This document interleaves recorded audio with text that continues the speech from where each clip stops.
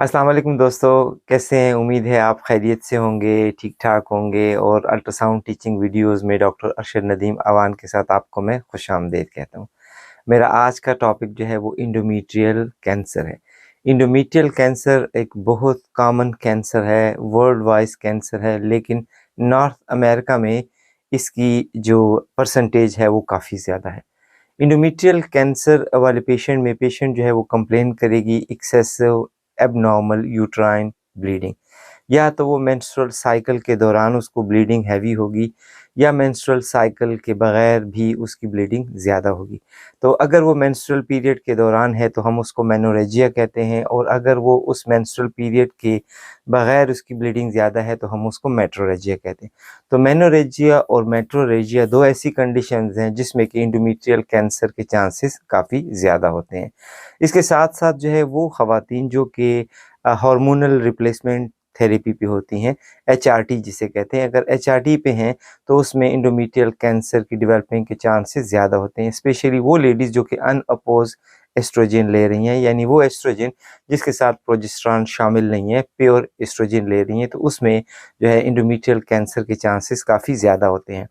दूसरी वो ख़वातीन जो कि ब्रेस्ट कैंसर के लिए टेमॉक्सिफ़िन ले रही हैं, टेमॉक्सिफ़िन में भी प्योर एस्ट्रोजन होती है, जिसकी वजह से जो है इंडोमेट्रियल कैंसर के डेवलप होने के चांसेस काफ़ी ज़्यादा होते हैं। इसके साथ-साथ वो ख़वातीन जिसमें कि एटिपिकल हाइपरप्लेज़िया हो। हाइपरप्लेज़िया की प्रीवियस वीडियो में मैंने एक्सप्लेनेशन की कि आपको या तो ये सिस्टिक हाइपरप्लेज़िया मिलेगा या आपको एडिनोमेटाइड हाइपरप्लेज़िया मिलेगा। कभी-कभी ऐसा तो ये 2 हाइपरप्लेज़िया टिपिकल हाइपरप्लेज़िया हैं। इसके बाद कुछ ऐसे हाइपरप्लेज़िया हैं जो एटिपिकल हैं, ना तो वो सिस्टिक की कैटेगरी में आते हैं और ना एडिनोमेटाइड की कैटेगरी में आते हैं, तो इसे एटिपिकल हाइपरप्लेज़िया कहते हैं। एटिपिकल हाइपरप्लेज़िया में जो है कार्सिनोमा के चांसेस जो है वो काफ़ी ज़्यादा होते हैं। इसके साथ-साथ वो ख़वातीन जो कि ओबेस हैं, जिनका हाई बीएमआई है, तो उसमें एंडोमेट्रियल कैंसर के चांसेस ज़्यादा होते हैं। वो लोग जो डायबिटिक हैं, ख़वातीन जो डायबिटीज़ हैं और अनकंट्रोल्ड डायबिटीज़ हैं, उनमें एंडोमेट्रियल कैंसर जो है वो डेवलप आसानी से हो जाता है। हाइपरटेंसिव अनकंट्रोल्ड हाइपरटेंसिव जो है या ब्लड प्रेशर जिनका अनकंट्रोल है, उनमें एंडोमेट्रियल कैंसर जो है वो डेवलप होता है। और इसके साथ-साथ लो पैराइटी, वो जिनके बच्चे कम हैं या जिनके ज़्यादा बच्चे जो है वो फैमिली वे आगे नहीं जाना चाहती, तो उनमें जो है एंडोमेट्रियल कैंसर की डेवलपिंग के चांसेस जो है वो काफ़ी ज़्यादा होते हैं। तो ये कुछ अलामात हैं और ये वजूहात हैं जिसमें कि इंडोमेट्रियल कैंसर जो है वो डेवलप हो जाता है।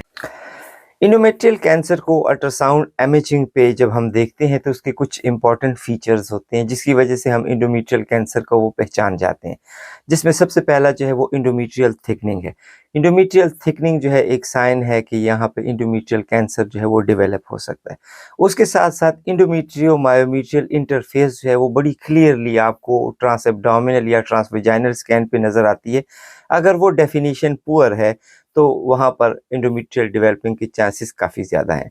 इसके साथ-साथ अगर एंडोमेट्रियम जो है वो हेटेरोजेनस है, उसकी इकोजेनेसिटी अल्टर है, चेंजेस है उसमें एटिपिकल है, तो आप एंडोमेट्रियल कैंसर का जो है वो शक कर सकते हैं। इसके साथ-साथ अगर उसमें कोई सिस्टिक चेंजेस आ गई हैं, नॉर्मली सिस्टिक चेंजेस जो एंडोमेट्रियम में आती हैं तो वो तो या एट्रोफी में आती हैं या हाइपरप्लेज़िया में आती हैं या पॉलिप्स में आती हैं, लेकिन कभी-कभी जो है वो कैंसर की फॉर्म में भी जो आते हैं। यूट्रस इनलार्ज आपको नज़र आ रहा होगा, उसके साथ-साथ थिकेंड इंडोमेट्रियम भी नज़र आ रही होगी, मायोमेट्रियम जो है वो पेनिट्रेट होगी। अगर मायोमेट्रियल इन्वेजन आपको नज़र आ रही है, तो ये इंडोमेट्रियल कैंसर का एक चांस है, एक साइन है। उसके साथ-साथ आप देखते हैं कि अगर उसमें वैस्कुलैरिटी है, डॉपलर जो है बड़ा इम्पोर्टेंट रोल प्ले करता है, क्योंकि ज़्यादातर कैंसर जो है वो हाइपरवैस्कुलर होते हैं, उनको फीडिंग आर्टरी जो है वो मौजूद होती है। तो इस वजह से डॉपलर स्कैनिंग पे आपको अल्ट्रासाउंड इमेजिंग पे आपको आसानी से वैस्कुलैरिटी नज़र आ जाएगी और आपको अंदाज़ा हो जाएगा कि ये जो है इंडोमेट्रियल कैंसर है। मायोमेट्रियल इन्वेजन जो है वो बड़ी इंपॉर्टेंट है, क्योंकि ये स्टेजिंग पे भी डिपेंड करती है, क्योंकि आहिस्ता-आहिस्ता जब मायोमेट्रियम इन्वॉल्व होना शुरू हो जाती है तो इससे हम देखते हैं कि ये इंडोमेट्रियम के कुछ स्टेजेस हैं जो कि मैं लेटर ऑन आपको बताऊंगा कि इंडोमेट्रियम कैंसर के कितने स्टेजेस हैं, तो वो बहुत इंपॉर्टेंट है, वो आप देखेंगे। तो इसलिए आप देखेंगे कि आपने ज़रूर फोकस करना है कि मायोमेट्रियम की पेनिट्रेशन तो नहीं हुई उस मायोमेट्रियम के अंदर पेनिट्रेट तो नहीं कर गया। और डायग्नोसिस के लिए जो है वो बायोप्सी ज़रूरी होती है, ताकि आप बायोप्सी करके उसको जो है डायग्नोस कर सकें।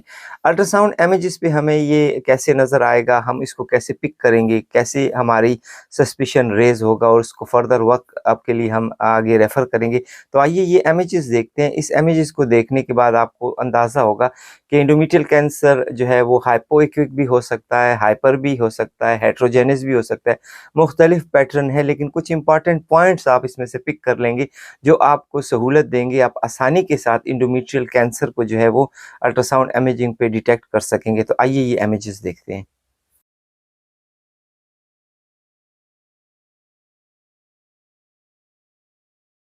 इस ट्रांसएब्डोमिनल स्कैन पे आपको जो है वो यूट्रस नॉर्मल साइज़ यूट्रस नज़र आ रहा है, लेकिन इस यूट्रस के अंदर इंडोमेट्रियल कैविटी जो है वो ऑब्लिटरेटेड है, वो इनलार्ज है और उस इंडोमेट्रियल कैविटी के अंदर एक हेट्रोजेनस लार्ज मास जो है वो नज़र आ रहा है।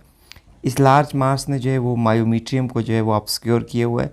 या तो ये मायोमीट्रियल पेनिट्रेशन है, लेकिन मायोमीट्रियल पेनिट्रेशन इस तरह या इस फॉर्म में नज़र नहीं आती। ये एक्चुअली एक हेट्रोजेनस लार्ज इंडोमेट्रियल कैविटरी मास है। तो इसमें अगर आप गौर करें तो आपको सराउंडिंग जो इसके मार्जिन्स हैं वो स्मूथ नज़र आ रहे हैं, रेगुलर हैं, लेकिन इंडोमेट्रियल कैविटी जो है वो काफ़ी डिस्टेंडेड है। हेट्रोजेनस मास का आपने जो है वो मेजरमेंट ले लेनी है और आपने फिर अपनी रिपोर्ट पे मेंशन करना है कि यूट्रस इज़ बल्की, क्योंकि इस मैस की वजह से यूट्रस जो है वो इनलार्ज हो गया है। तो मैट्रस यूट्रस जो है वो बल्की यूट्रस है and it contain a large heterogeneous mass measuring, जो भी इसकी मेजरमेंट है वो आपने उसकी मेजरमेंट मेंशन करनी है। उसके बाद आपने मेंशन करना है कि there is no cystic degenerative changes within its parenchyma, there is no calcification can be seen in the mass parenchyma.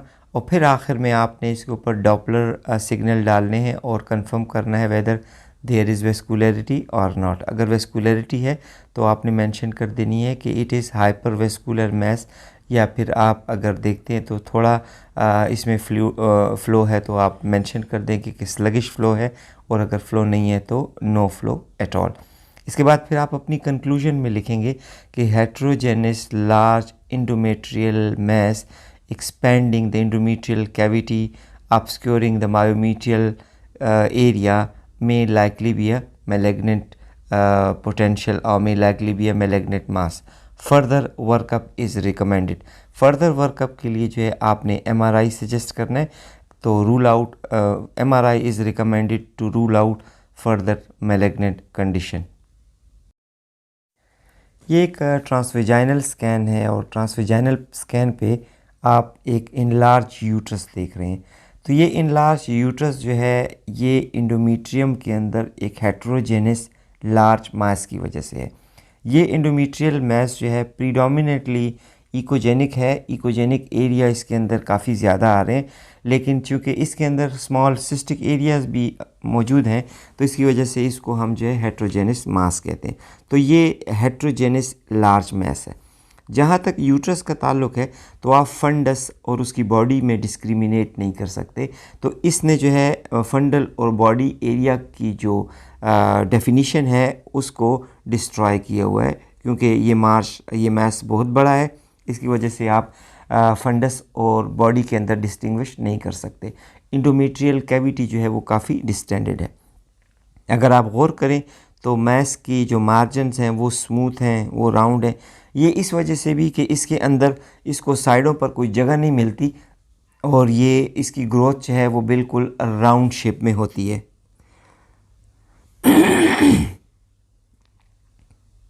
Margins को अगर आप गौर से देखें तो मार्जिन जो हैं वो स्मूथ हैं, वो रेगुलर हैं। वो इस वजह से कि क्योंकि ये कन्फाइंड है, कन्फाइंड होने की वजह से इसके मार्जिन जो हैं इधर उधर नहीं जा रहे होते। लेकिन एक और पॉइंट होता है जिसमें आपने पेनिट्रेशन देखनी होती है कि क्या ये मैस जो है वो मायोमीट्रियम के अंदर पेनिट्रेट कर रहा है या नहीं। इस केस में ये मायोमीट्रियम को पुश कर रहा है। आप मायोमीट्रियम इसमें चूँकि ज़्यादा नज़र नहीं आ रही, ये इसके पीछे की तरफ है, ये इंटीरियर व्यू नज़र आ रहा है, तो इसकी मायोमीट्रियम जो है वो पुश हुई हुई है, लेकिन ये लार्ज सॉलिड मास है। अब आप अपनी रिपोर्ट पे जो है आपने मेंशन करना है कि ऑन TVS स्कैन जो है वो यूट्रस जो है वो इनलार्ज इन साइज़ है। यूट्रस की मेजरमेंट आपने लेकर मेंशन कर देनी है। उसके बाद फिर आपने मेंशन करना है कि endometrial cavity is distended due to endometrial heterogeneous large mass predominantly ecogenic। फिर आपने उसके अंदर सिस्टिक डीजेनरेटिव चेंजेस का जिक्र करना है कि सेंट्रली सिस्टिक डीजेनरेटिव चेंजेस जो हैं वो इसके अंदर मौजूद हैं। फिर आपने कैल्सिफिकेशन मेंशन करनी है कि क्या वो कैल्सिफिकेशन उसके अंदर है या नहीं। कैल्सिफिकेशन का मेंशन करना किसी भी मैस के अंदर इसलिए इम्पॉर्टेंट होता है कि कई कैंसर में जो कैल्सिफिकेशन होती है वो बिनाइनिसिटी को शो करती है कि वो जो है मैलिग्नेंट मास नहीं है। तो इसलिए कहीं पे अगर कैल्सिफिकेशन आ जाती है तो मेजॉरिटी जो ट्यूमर्स हैं अगर उसमें कैल्सिफिकेशन हो तो वो बिनाइन मास होते हैं। तो इसलिए उसकी इम्पॉर्टेंस यही है कि आपने उसको मेंशन करना है। और फिर आखिर में डॉपलर सिग्नल डालने हैं कि अगर उसमें वेस्कुलरिटी है तो आपने मेंशन करना है कि there is vascularity, hypervascular है या वो जो है स्लगिश उसमें वेस्कुलरिटी है। चूँकि इंडोमेट्रियम को स्पाइरल आर्टरीज़ जो है वो सप्लाई कर रही होती हैं तो कैंसर को फीडिंग की ज़रूरत होती है ताकि वो ग्रोथ कर सके। तो इसलिए आप सीरियल इमेजिंग पे जब भी कैंसर को देखेंगे तो इसे डबलिंग साइन कहते हैं। तो डबलिंग साइन आपके पास पॉजिटिव आ रहा होगा। तो ये चीज़ें लिखने के बाद आप आखिरी जुमला लिखेंगे कि MRI is recommended for further workup to rule out malignant potential.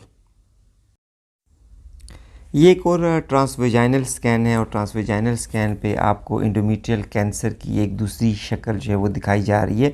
जिस तरह मैंने पहले बताया कि इंडोमेट्रियल कैंसर जो है वो हाइपोइक्विक भी हो सकते हैं, हाइपर इक्विक भी हो सकते हैं, हेट्रोजेनस भी हो सकते हैं। तो ये तमाम तरह की वैरायटी जो है इसमें आपको कैंसर जो है वो देखने में मिलता है। लेकिन आपको चंद एक पॉइंट जो इसमें मेंशन करने होते हैं और देखने होते हैं। अगर आप गौर करें तो इसमें जो यूट्रस है वो इनलार्ज है, यूट्रस का जो कंटोर है वो भी आउटलाइन जो उसकी है वो भी एबनॉर्मल है। और तीसरा पॉइंट जो है इंडोमेट्रियल कैविटी जो है वो डिस्टेंडेड है।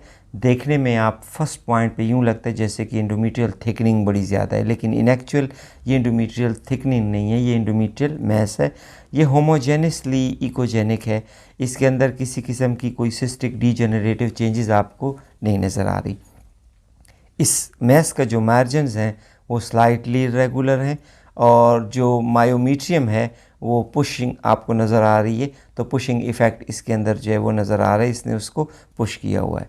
और इसमें अगर गौर करें तो किसी किस्म की कोई कैल्सिफिकेशन भी नज़र नहीं आ रही। तो आप अपनी रिपोर्ट पे लिखना है कि transvaginal scan is perform, uterus जो है वो इनलार्ज है विद इरेगुलर कंटोर, उसका कंटोर जो है वो एबनॉर्मल है, आउटलाइन एबनॉर्मल है। Endometrial cavity is distended due to an ecogenic large mass pushing the myometrium aside। myometrium को जो है ये पुश कर रहा है और इसके अंदर there is no cystic degenerative changes in it, there is no calcification in it। और इसके बाद तीसरी चीज़ जो है वो इम्पॉर्टेंट, आपने इसके ऊपर डॉपलर सिग्नल डाल देना है। अगर आपको इसमें वेस्कुलरिटी नज़र आ रही है तो आप इसको वेस्कुलरिटी मेंशन कर देंगे कि हाइपर वेस्कुलर मैस है। यूजुअली कार्सिनोमास जो होते हैं वो हाइपर वेस्कुलर होते हैं, जिस तरह मैंने लियोमायोसार्कोमा में बताया। तो देखें तो आपको वो फाइब्रॉइड जो है हाइपर वेस्कुलर नज़र आते हैं। तो इसी तरीके से ये इंडोमेट्रियल जो कैंसर है जो इंडोमेट्रियल कैविटी से एराइज होता है तो वो भी हाइपर वेस्कुलर होता है। आखिर में आपने अगेन ये मेंशन करना होता है कि फ़र्दर वर्कअप एडवाइस करना होता है और MRI is recommended to rule out further malignant potential. ये अगेन एक ट्रांसवेजाइनल स्कैन है और इस ट्रांसवेजाइनल स्कैन पे आपको एक लार्ज इकोजेनिक मैस नज़र आ रहा है। अब यूट्रस को पहले आप फोकस करें तो ये यूट्रस जो है वो ग्लोबुलर शेप में नज़र आ रहा है, उसकी टोटली डेफिनीशन जो है वो डिस्ट्रॉयड है।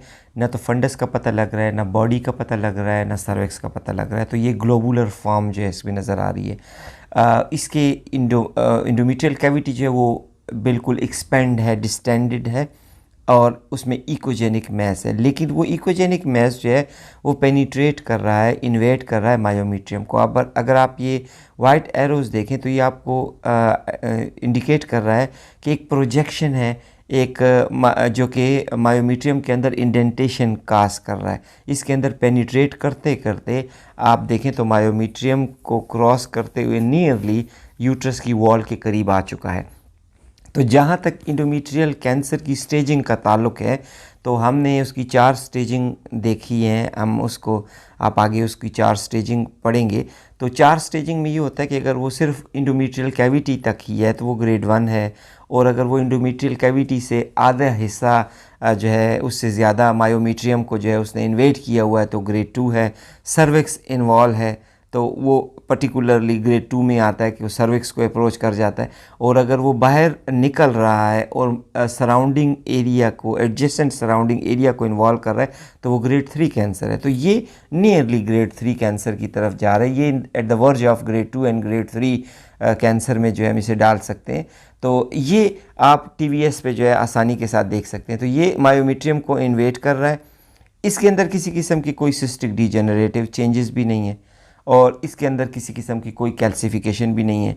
आप डॉपलर पे कंफर्म करेंगे कि इसके अंदर वेस्कुलरिटी है या नहीं, और अपनी रिपोर्ट पे ये तमाम पॉइंट मेंशन करने के साथ साथ मेंशन करेंगे कि मायोमेट्रियम को पेनिट्रेट कर रहा है, तो suggestive of grade 2 and grade 3 carcinoma of endometrium. आप MRI is advise for further workup, और कंट्रास्ट MRI एडवाइस करेंगे for the staging of the endometrial cancer. जी, इस ट्रांसवेजाइनल स्कैन को आप गौर से देखें तो आपको इसके ऊपर जो है एक इंडोमेट्रियल कैविटी का मास नज़र आ रहा है। ये दरअसल इंडोमेट्रियल कैंसर है, और ये स्लाइड इसलिए बताई गई कि आपको प्रीवियस स्लाइड्स में मैंने हेट्रोजेनस मैस दिखा दिया, आपको मैंने इकोजेनस मैस दिखा दिया, आपको मैंने मैस जो कि पेनिट्रेट करता है मायोमेट्रियम के अंदर वो वाला आपने देख लिया। आपने मैस देखा जो कि मायोमेट्रियम को पुश कर रहा है, वो आपने एग्जामिन कर लिया। थोड़े से सिस्टिक डीजेनरेटिव चेंजेस के साथ भी आपने मैस देख लिया। अब आप ये देखें तो ये हाइपरवेस्कुलर है। आपने जब इस पे डॉपलर डाला, डॉपलर सिग्नल से ये इंडिकेट कर रहा है कि इसके अंदर वेस्कुलरिटी काफ़ी ज़्यादा है। वेस्कुलरिटी जो है वो स्पायरल आर्टरीज़ की वजह से इसमें वेस्कुलरिटी काफ़ी ज़्यादा होती है। इसका मतलब ये है कि इसके अंदर मैलिग्नेंट पोटेंशियल जो है वो ज़्यादा है। आप अल्ट्रासाउंड रिपोर्ट पे लिखेंगे कि यूट्रस इज़ इनलार्ज। इस यूट्रस को अगर आप गौर से देखें तो ये यूट्रस जो है वो काफ़ी इनलार्ज है, और आप देखें तो definition of the endometrium myometrium जो है वो लॉस है। आप इंडोमेट्रियम और मायोमेट्रियम के दरमियान कोई डिस्टिंग्विश नहीं कर पा रहे। इसके साथ साथ आप देखते हैं तो ये हाइपरवेस्कुलरिटी जो है वो शो कर रहा है डॉपलर इमेजिंग पे। इसके अंदर किसी किस्म की कोई सिस्टिक डीजेनरेटिव चेंजेस नज़र नहीं आ रही, कोई कैल्सिफिकेशन आपको इसके अंदर नज़र नहीं आ रही। जहाँ तक आउटलाइन मार्जिनस हैं तो जो मैस के मार्जिनस हैं वो वेल डिफाइंड नहीं है। इसको हम इल डिफाइंड मैस कहेंगे। इल डिफाइंड कैंसर है। इसकी सराउंडिंग जो है वो क्लियरली आइडेंटिफाइड नहीं है। इसकी मायोमेट्रियो इंडोमेट्रियल इंटरफेस जो है वो बिल्कुल लॉस है। ये या तो पेनिट्रेटेड है या इसने मायोमेट्रियम को जो है वो पुश किया हुआ है। फर्दर जो इमेजेस या फर्दर व्यूज़ जो हैं वो आपको इस पर क्लैरिफाई कर सकेंगे कि इसमें मायोमेट्रियम की जो है वो क्या स्टेटस है। तो ये देखने से ही इमीडिएटली आप पहचान जाएंगे कि something is wrong going with this uterus. इसके अंदर एबनॉर्मल जो है वो पैटर्न जो है वो जारी है। एग्रेसिव मास की शक्ल नज़र आ रही है। मैलिग्नेंट पोटेंशियल जो आपको इसमें दिखाई दे रहा है। तो आप अपनी अल्ट्रासाउंड रिपोर्ट पे पूरी डिटेल देंगे कि ये ट्रांसवेजाइनल स्कैन है, यूट्रस जो है वो इनलार्ज है, इसके अंदर एक हेट्रोजेनस मैस जो है वो आपको नज़र आ रहा है जो कि इंडोमेट्रियल कैविटी को इन्वेट कर रहा है। मायोमेट्रियो इंडोमेट्रियल इंटरफेस जो है वो नो लॉन्गर मेंटेन है, उसकी कोई डेफिनेशन जो है वो क्लियरली नज़र नहीं आ रही। मैस जो है वो हाइपरवेस्कुलर है। डॉपलर इमेजिंग पे वो हाइपरवेस्कुलरिटी हमें नज़र आ रही है। इसके अंदर there is no cystic degenerative changes seen in it. इसके बाद फिर आपने कैल्सिफिकेशन का जिक्र करना है। There is no calcific foci seen on the ultrasound imaging. तो keeping in view all these radiological findings, it is suggestive of aggressive lesion. आप इसको aggressive lesion की कैटेगरी में डालेंगे and this may likely be endometrial cancer. आप इसको endometrial cancer की उसमें जो है सजेशन में डालेंगे कि मैं सस्पेक्ट करता हूँ कि ये जो है endometrial carcinoma हो सकता है। तो अब इसके लिए फर्दर वर्कअप क्या होता है, क्योंकि अल्ट्रासाउंड तो जो है वो कन्फर्मेटरी नहीं है, वो तो हमें एक गाइडलाइन देता है ताकि इसको हम फर्दर आगे जाकर दीगर इमेजिंग पे जो है इसको रूल आउट कर सकेंगे। तो आप अपने रिपोर्ट पे लिखेंगे कि MRI is recommended to rule out further malignant potential. तो एमआरआई एडवाइस करने के बाद आपको ये कंफर्म हो जाएगा कि ये कैंसर है या ये नहीं है। अल्ट्रासाउंड की इस इमेजिंग पे आप देखें, ये असल में ट्रांसवेजाइनल स्कैन है, और ट्रांसवेजाइनल स्कैन जो है बड़ी एम्बिगुअस पिक्चर जो है आपको दिखाई यहाँ पे दे रही है। ये असल में एक इरेगुलर पॉलीपॉइडल लीजन है। आप देखें तो आप जो है वो डिफ्रेंशिएट नहीं कर सकते कि यहाँ पे मायोमीट्रियम कहाँ पे है। आप कंफ्यूज होंगे स्टिल कि ये शायद कोई बहुत बड़ा फाइब्रॉयड है, या जो है ये फाइब्रॉयड है तो इसने ऊपर इंडोमेट्रियल कैविटी को ऑब्सक्योर किया हुआ है। एक्चुअली अगर आप इसके डिफरेंट व्यूज़ देखें ट्रांसवेजाइनल पे तो आपको क्लैरिफाई हो जाएगा कि आपको सराउंडिंग पे मायोमीट्रियम जो है थोड़ी थोड़ी सी पुशिंग इफ़ेक्ट के साथ नज़र आ रही होगी, और ये इंडोमेट्रियम के अंदर एक पॉलीपॉइडल सा लीजन है ये हेट्रोजेनस। आप देखें तो इसमें कुछ एरिया पैची एरिया हाइपो इक्विक है, कुछ एरिया जो है वो हाइपर इक्विक आपको नज़र आ रहा है, कुछ एरिया एन इक्विक नज़र आ रहा है। इसका मतलब है कि ये पॉलीपॉइडल लीजन है, इसके अंदर जो है सिस्टिक डीजेनरेटिव चेंजेस भी मौजूद हैं, लेकिन इसके अंदर कोई कैल्सिफिकेशन नज़र नहीं आ रही। ये जैसे ही आप स्कैन पे देखते हैं तो आपका माइंड अलर्ट हो जाता है कि ये जो है एक एबनॉर्मल लीजन आप देख रहे हैं। तो आपने इसको अब डिफ़ाइन कैसे करना है ताकि आपने जो कुछ देखा वो आप उसको डॉक्यूमेंट कर सकें, और आप जो है वो रेडियोलॉजिस्ट को जो है वो कंफर्म कर दें कि हाँ ये एक एबनॉर्मल चीज़ है, इस पे फर्दर वर्कअप होनी चाहिए, रेडियोलॉजी डिपार्टमेंट में इसको फर्दर आगे जाना चाहिए। तो वो ऐसे है कि आपने पहले तो यूट्रस का जिक्र करना है कि यूट्रस की जो डेफिनीशन है वो आउटलाइनिंग जो है वो ऑब्स्क्योर है, वो इल डिफाइन है, मेंटेन नहीं है। उसके बाद there is no differentiation between the in the uterus body cervix and fundal, उसमें कोई डिस्क्रिमिनेशन आपको नज़र नहीं आ रही, तो आप डिस्टिंग्विश नहीं कर सकते। और फिर आप इस मैस के बारे में ज़िक्र करेंगे कि मैस की आपने साइज़ ले लेना है कि ये इस साइज़ का मैस है। हमेशा मैस को 3 डायमेंशन में आपने जो है उसका मेजरमेंट लेनी होती है। तो अगर आप मिलीमीटर में ले रहे हैं तो थ्रू आउट आपकी रिपोर्ट में तमाम मेजरमेंट mm में होनी चाहिए, और अगर आप cm में ले रहे हैं तो तमाम रिपोर्ट पर मेजरमेंट cm में होने चाहिए। बाज़ जगहों पर किसी ने mm दिया होता है, एक लाइन में mm है दूसरी लाइन में cm है, तो ये कम्प्लेक्सिटी आपने क्रिएट नहीं करनी। तो आपने जहाँ पे अगर mm यूज़ करें तो आपने mm यूज़ करना है, और cm यूज़ करना है तो आपने cm यूज़ करते रहना है। तो आपने फिर मैथ्स की स्ट्रक्चर को जो है डिस्क्राइब करना है कि ये इल डिफाइन है, वेल डिफाइन है, और ये ऑब्लिटरेटेड इसकी जो है वो इंडोमेट्रियल कैविटी है, और ये हेट्रोजेनेसिटी मास है, इसके अंदर माइल्ड सिस्टिक डीजेनरेटिव चेंजेस जो हैं वो नज़र आ रही हैं, और आप इसमें देखें there is no calcification seen in it, आप इसमें कोई कैल्सिफिकेशन आपको इसमें दिखाई नहीं दे रही। इसके बाद फिर आपने जो है इसको इस पर डॉपलर सिग्नल डालने हैं और कंफर्म करना है कि whether there is vascularity on the Doppler imaging और नॉट। अगर वेस्कुलरिटी नज़र आ रही है तो आपने मेंशन करना है कि ये हाइपर वेस्कुलर मैस है या ये हाइपर वेस्कुलर मैस नहीं है। आपने हमेशा फर्दर वर्कअप के लिए एमआरआई एडवाइस करना है, तो advice MRI to rule out further aggressive और malignant potential of the legion.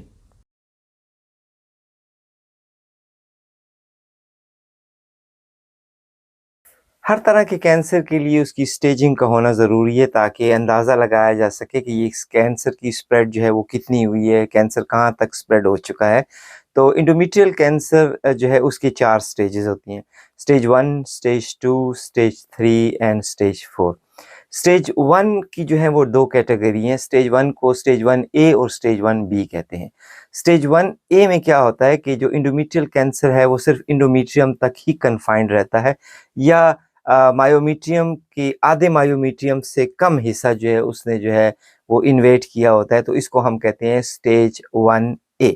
Stage 1B में ये होता है कि इंडोमेट्रियल कैंसर जो है वो मायोमीट्रियम आधी मायोमीट्रियम या आधी से ज़्यादा मायोमीट्रियम को जो है उसने इन्वेट किया होता है, इन्वॉल्व किया होता है, तो इसको कहते हैं stage 1B endometrial cancer.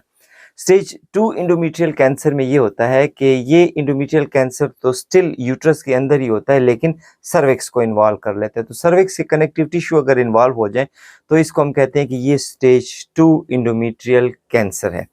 Stage 3 endometrial cancer ये होता है कि इसमें जो कैंसर है वो यूट्रस से बाहर निकल के उसके करीबी जो कनेक्टिव टिश्यूज़ हैं, करीबी जो है सॉफ्ट टिश्यूज़ हैं, उसको इन्वॉल्व कर लेता है।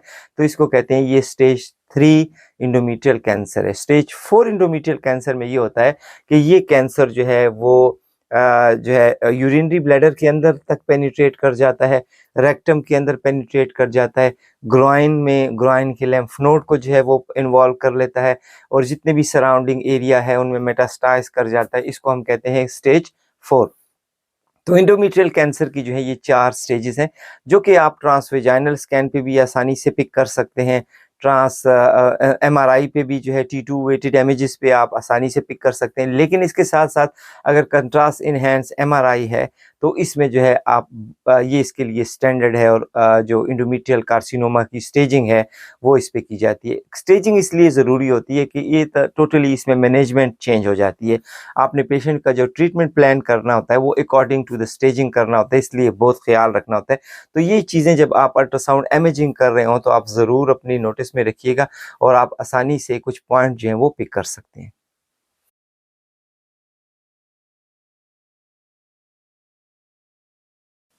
इंडोमेट्रियल सार्कोमा जो है वो बहुत रेयर मैलिग्नेंसी है। इसे हेटेरोजेनस मैलिग्नेंसी ग्रुप कहा जाता है और इसको जो है डिफरेंशिएट करना इंडोमेट्रियल कैंसर से और इंडोमेट्रियल सार्कोमा को एक दूसरे से डिफरेंशिएट करना अल्ट्रासाउंड इमेजिंग पे बहुत मुश्किल होता है। लेकिन फिर भी कुछ सटल चेंजेस आपको नज़र आ जाएंगी। कुछ स्लाइड्स यहाँ पे आपके लिए बनाई गई हैं ताकि आप उसको देखकर अंडरस्टैंड कर सकें कि ये इंडोमेट्रियल सार्कोमा है। इंडोमेट्रियल सार्कोमा के कुछ और नाम भी हैं, जिसे कहते हैं लियोमायोसार्कोमा भी कहा जाता है, कार्सिनोसार्कोमा भी कहा जाता है, एडिनोसार्कोमा भी कहा जाता है, इंडोमेट्रियल स्ट्रोमल सार्कोमा कहा जाता है, अनडिफरेंशिएटेड सार्कोमा कहा जाता है। तो ये तमाम नाम हैं जो कि हिस्टोपैथोलॉजिकली जो है इसको डिफाइन किया जाता है कि कहाँ पर आपने इसको कार्सिनोसार्कोमा कहना है और कहाँ पे आपने एडिनोसार्कोमा कहना है।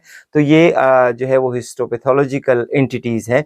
लेकिन अल्ट्रासाउंड पे आपको कुछ थोड़ी-सी चेंजेस नज़र आएँगी जो कि आपको डिफरेंशिएट करेंगी इंडोमेट्रियल कार्सिनोमा और इंडोमेट्रियल सार्कोमा के दरमियान। लेकिन फिर भी यहाँ मैं कह दूँ कि अल्ट्रासाउंड जो है वो ऐसा एक कॉम्पिटेंसी नहीं है, कॉम्पिटेंट प्रोसीजर नहीं है जो कि इन 2 चीज़ों को, 2 कैंसर को एक दूसरे के साथ डिफरेंशिएट कर दे। आइए ये कुछ इमेजेस हैं, ये देखें ताकि आपको थोड़ा-सा अंदाज़ा हो कि इस इमेज पे आपको इंडोमेट्रियल सार्कोमा कैसे नज़र आएगा।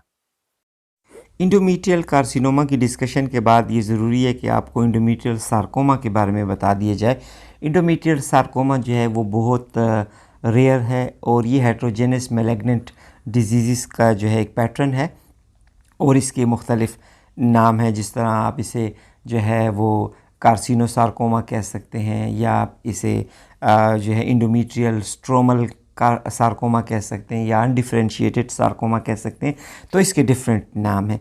जहाँ तक differentiation between the carcinoma and sarcoma is concern on the basis of ultrasound ये मुश्किल है, ये मुमकिन नहीं है, क्योंकि ये हिस्टोपैथोलॉजिकली आपको कंफर्म होता है कि इसके अंदर कितने कनेक्टिव टिश्यूज़ जो हैं वो इन्वॉल्व हैं। तो इंडोमेट्रियम की जो बेसिक कंपोजिशन है उसके अंदर जो रेयर कनेक्टिव टिश्यूज़ मौजूद हैं, अगर उसकी कैंसर जो है वो डेवलप हो जाए तो हम उसको इंडोमेट्रियल सार्कोमा कहते हैं।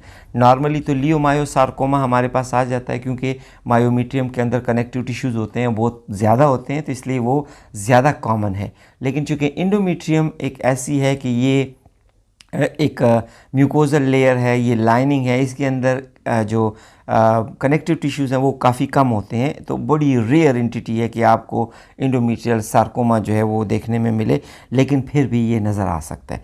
अब आप गौर से देखें तो ये अगेन एक बड़ा लार्ज यूट्रस है और इसके मायोमेट्रियम साइड पर आपको क्लियरली नज़र आ रही है। आपको इंडोमेट्रियल कैविटी जो है वो डिस्टेंडेड है और इंडोमेट्रियल कैविटी में मैस नज़र आ रहा है जो कि हाइपो इक्विक भी है और पैची हाइपर इक्विक भी है। तो दोनों पैटर्न आपको जो है इसके अंदर नज़र आ रहे हैं। तो ये इंडोमेट्रियल सार्कोमा है। अगेन आप अगर इसको कार्सिनोमा लेबल करते हैं अल्ट्रासाउंड ग्राउंड के ऊपर तो भी राइट है, क्योंकि इसमें कोई डिफ्रेंशिएशन सार्कोमा की और कार्सिनोमा की जो है वो पॉसिबल नहीं है। आप देखें तो ये मैस में किसी किस्म की कोई सिस्टिक डीजेनरेटिव चेंजेस नज़र नहीं आ रही। इस मैस के अंदर आपको किसी किस्म की कोई कैल्सिफिकेशन नज़र नहीं आ रही। मैस किसी हद तक जो है वो ओवल शेप में है, राउंड है नहीं, और इसका जो लोअर पार्शन पोर्ट है टुवर्ड्स द सर्वाइकल रीजन वो थोड़ा सा ऑब्लिटरेटेड है, वो पेनिट्रेट कर रहा है मायोमीट्रियम के अंदर। तो ये एक heterogeneous looking aggressive looking mass है। आपने इसकी मेजरमेंट 3 डायमेंशन में ले लेनी है। फिर उसके बाद आपने रिपोर्ट पे लिख लेना है कि यूट्रस जो है वो ट्रांसवेजाइनल स्कैन के ऊपर इनलार्ज है और डिस्टेंडेड इंडोमेट्रियल कैविटी है विद हेट्रोजेनस मैस है।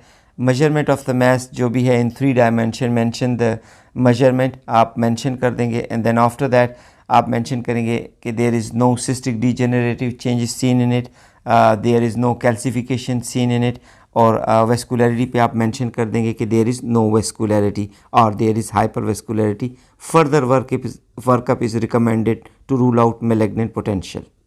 जी दोस्तों, तो ये था इंडोमेट्रियल कार्सिनोमा और इंडोमेट्रियल सार्कोमा के हवाले से। मैंने इस लेसन में आपके साथ जो है इंडोमेट्रियल कैंसर की वजूहात डिस्कस की कि कौन सी ऐसी वजूहात हैं जिसमें कि जो है इंडोमेट्रियल कैंसर कॉमन होता है, जिसमें टॉप पे एचआरटी है।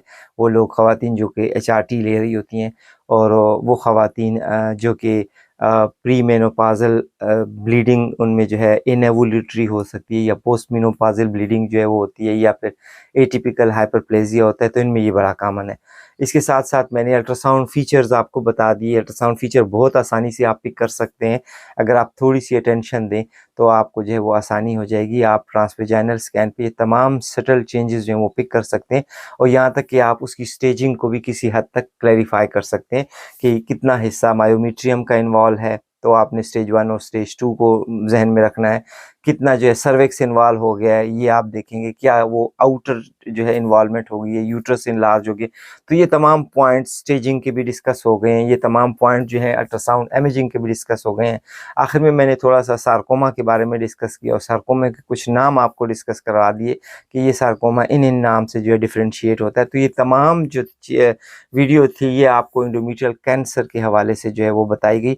मैं यकीन रखता हूँ कि आपको इन वीडियोस को और इन इमेजेस को देखने के बाद एक आइडिया क्लियर डेवलप हो जाएगा आपके माइंड में, और आप जब कोई एक ऐसा फीचर आपके सामने आएगा तो आप इमीडिएटली उसको जो है वो पिक कर सकेंगे।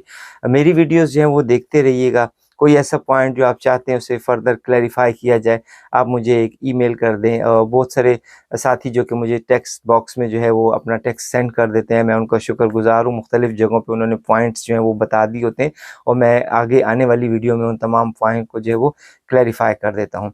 मेरी वीडियोस दूसरों के साथ शेयर करते रहिएगा। एक वीडियो को 2-3 दफ़ा ज़रूर देखें ताकि आपकी जो एक्टिव मेमोरी है उनमें तमाम ये चीज़ें जो हैं वो फ़ीड हो जाएँ। अपना बहुत ख़्याल रखिएगा। अगली किसी दूसरी वीडियो में आपके साथ दोबारा हाज़िर होऊँगा, तब तक के लिए इजाज़त दीजिएगा। अल्लाह ने के बाद।